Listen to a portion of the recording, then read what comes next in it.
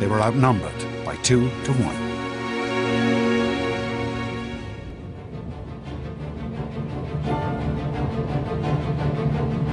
Pheidippides' desperate mission was to run for help from one of Athens' local rivals, the Greek state of Sparta.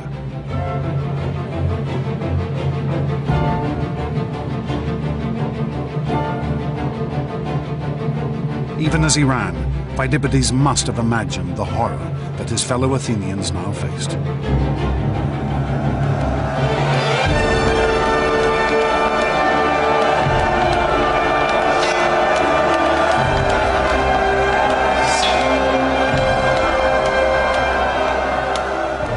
You're dodging spears from your men in front and your men in behind, but you probably couldn't see or hear.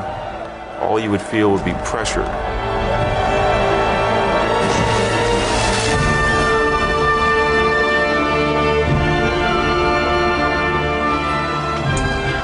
You wouldn't see the sword plunge that took one of your testicles off. You would not see the spear thrust that took your head off.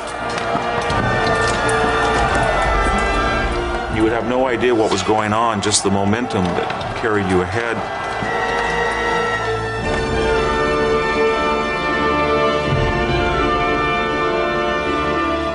All you would be aware of is that you had to push forward and keep stabbing and keep on your feet, and you would hope that everybody else would do that. Pheidippides' run was to become the stuff of legend. Fired by the terror that his fellow citizens were being slaughtered, he ran 140 miles in just 2 days.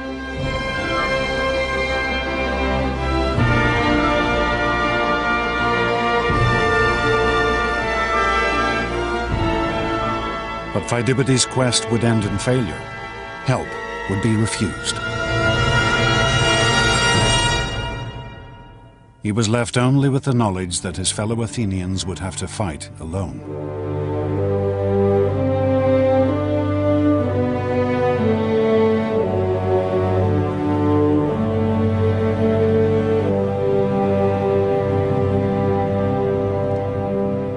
Pheidippides could never have imagined that the Greeks would in fact win a glorious victory.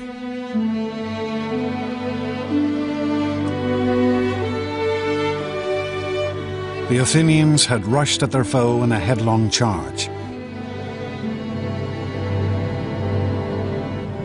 and the Persians had scattered in the face of their assault.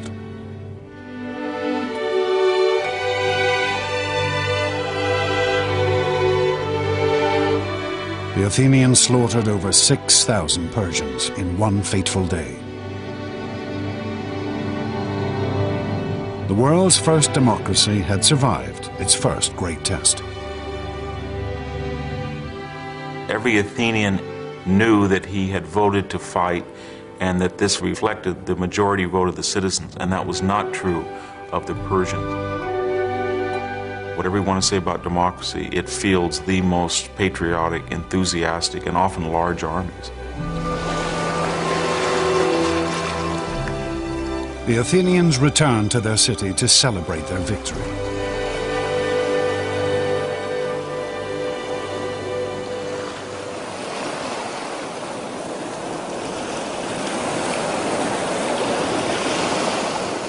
But amongst them was one for whom the war with Persia had only just begun.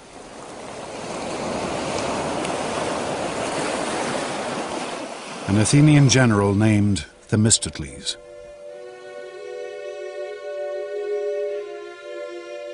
Themistocles had fought on the battlefield at Marathon,